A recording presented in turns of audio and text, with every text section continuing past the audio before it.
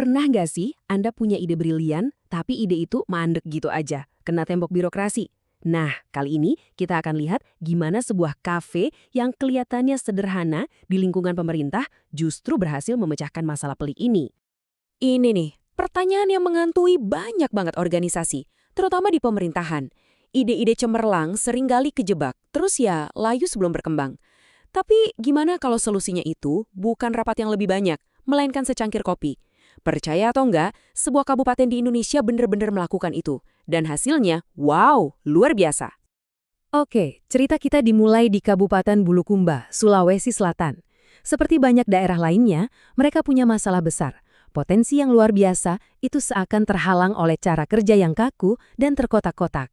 Coba bayangin deh, para pegawai di Bulukumba itu punya banyak banget ide buat bikin pelayanan publik jadi lebih baik.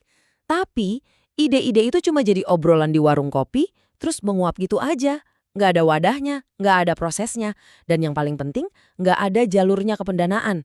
Ini bukan cuma soal efisiensi loh, ini soal begitu banyak potensi kebaikan yang hilang sia-sia. Akar masalahnya bisa kita rangkum dalam dua kata ini, ego sektoral. Kedengarannya rumit ya. Sebenarnya, ini tuh penyakit yang melumpuhkan inovasi di hampir setiap birokrasi di seluruh dunia. Jadi, monster kayak apa sih sebenarnya si ego sektoral ini? Gini deh, bayangin setiap dinas pemerintah itu kayak satu pulau yang terpisah. Dinas pendidikan itu satu pulau, dinas kesehatan pulau yang lain. Mereka mungkin kerja keras dan efisien banget di pulaunya masing-masing, tapi jembatan di antara mereka tuh rusak. Mereka nggak ngobrol, nggak kerja bareng. Akibatnya, ide-ide hebat yang butuh kerjasama antar pulau ini akhirnya terdampar dan mati di tengah jalan. Jadi, gimana caranya Bulukumba membangun kembali jembatan-jembatan itu? Jawabannya bukan dengan peraturan baru atau rapat yang nggak ada habisnya.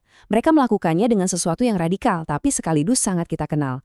Mereka membuka sebuah kafe. Tentu saja, ini bukan sekedar tempat ngopi biasa.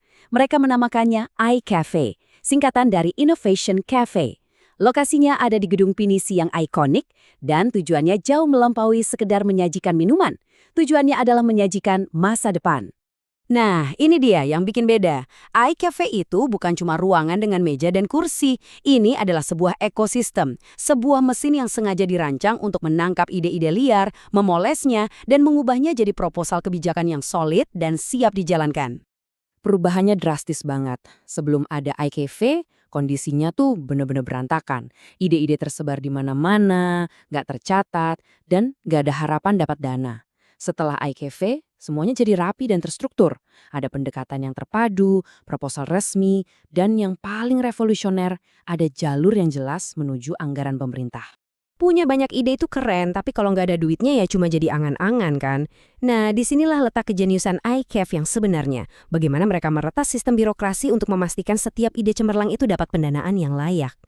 Ini dia rahasianya, mereka nggak coba-coba melawan arus birokrasi. Justru sebaliknya, mereka pinter banget, mereka ikutin arusnya. Mereka menambatkan kapal inovasi mereka ke dua kapal induk birokrasi yang sudah ada.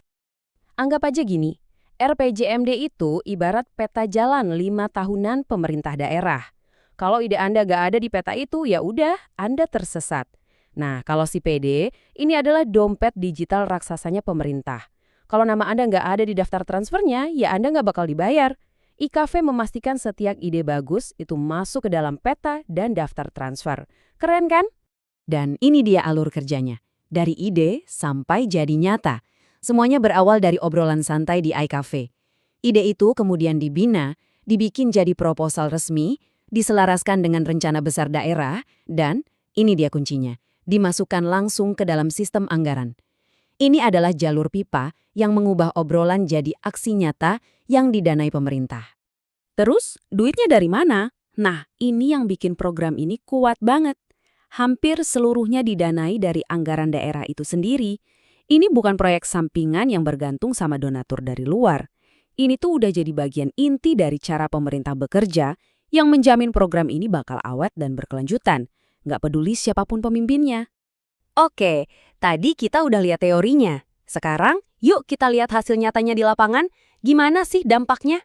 Jadi, semua ini berhasil nggak sih? Angka-angka ini menjawab semuanya. Hanya dalam 1 tahun pertama. Lebih dari 40 inovasi yang berbeda lahir dan didanai lewat proses iCafe. Bayangin, 40. Dari sistem yang tadinya nggak menghasilkan apa-apa, dan dampaknya tuh jauh lebih dari sekedar angka. Ini soal perubahan budaya kerja. Tembok-tembok antar dinas mulai runtuh. Ini soal hasil nyata bagi warga. Misalnya, layanan kesehatan digital jadi lebih gampang diakses. Dan ini juga soal akuntabilitas. Semua inovasi ini bisa diukur dan sejalan dengan standar kinerja nasional.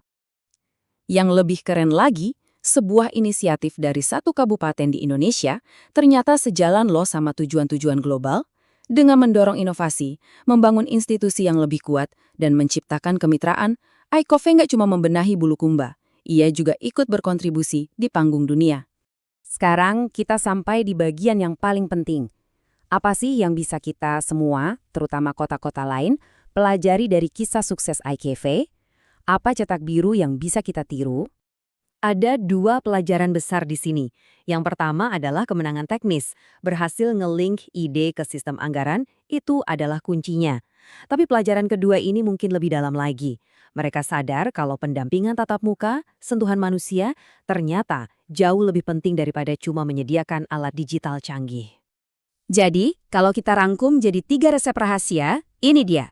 Pertama, interoperabilitas. Jangan bikin sistem baru, bajak aja sistem yang udah ada. Kedua, pusatkan pada manusia.